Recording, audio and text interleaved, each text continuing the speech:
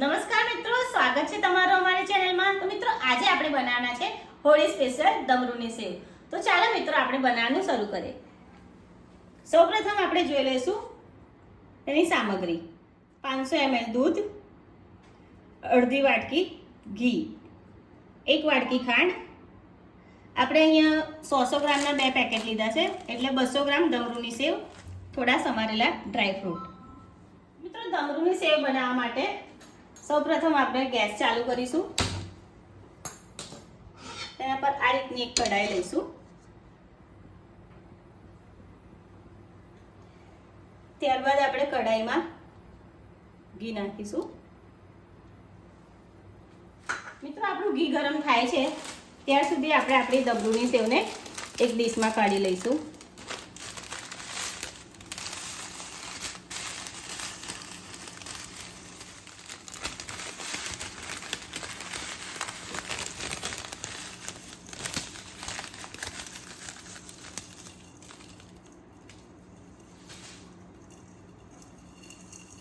મિત્રો સેવ આ રીતની લાંબી હોય તો આપણે એને હાથ વડે રીતે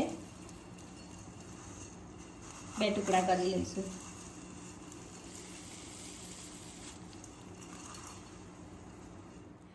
મિત્રો અહીંયા ઘી આપણું ગરમ થઈ ગયું છે, તો હવે આપણે ડમરૂની સેવ ઘીની અંદર નાખી દઈશું।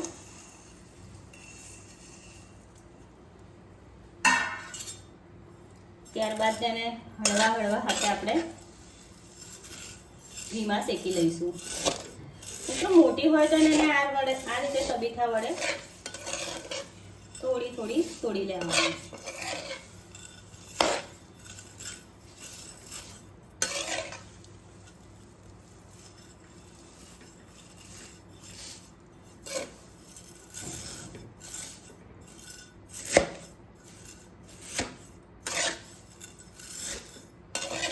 મિત્રો સેવને આપણે ત્યાં સુધી શેકાવા દેવાની છે જ્યાં સુધી એનો થોડો કલર ચેન્જ ના થાય અને સેવ શેકાવાની સુગંધ ના આવે।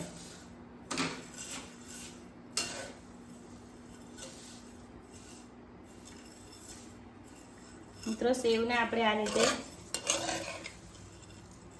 હલાયા કરવાની છે જેથી સેવ નીચેથી બળી ના જાય।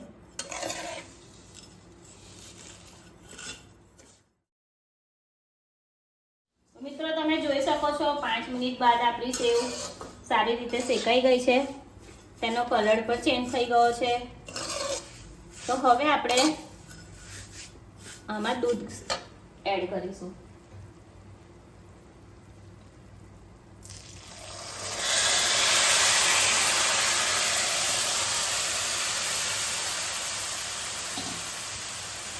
દૂધ નાખ્યા બાદ આપણે ફરી એકવાર એને સારી રીતે દૂધ જોડે મિક્સ કરી લઈશું।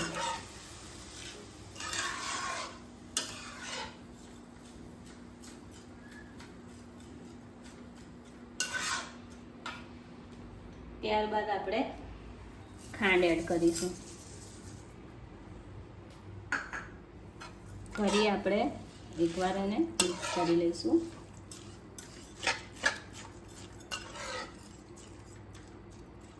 ગેસ થોડો ફાસ્ટ કરી અને એને ચડવા દઈશું।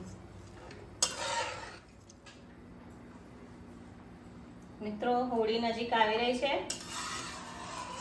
તમે પણ હોળીમાં આ રીતની સેવ ઘરે બનાવીને જરૂરથી ટ્રાય કરજો। મિત્રો 3 મિનિટ થઈ ગઈ છે, તમે જોઈ શકો છો આપણી સેવ સારી રીતે દૂધમાં ચડી ગઈ છે।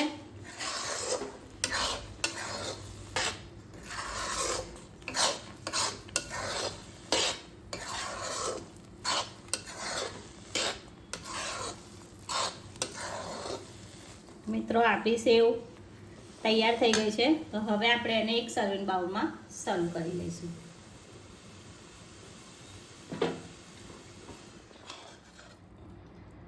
મિત્રો આ સેવ ખૂબ જ ટેસ્ટી બને છે, નાના છોકરાથી લઈને મોટાને બધાને ભાવે। જો તમે ઘરે ટ્રાય ના કરી હોય તો એકવાર જરૂરથી કરજો। છેલ્લે આપણે એને ડ્રાય ફ્રૂટથી ગાર્નિશ કરી લઈશું।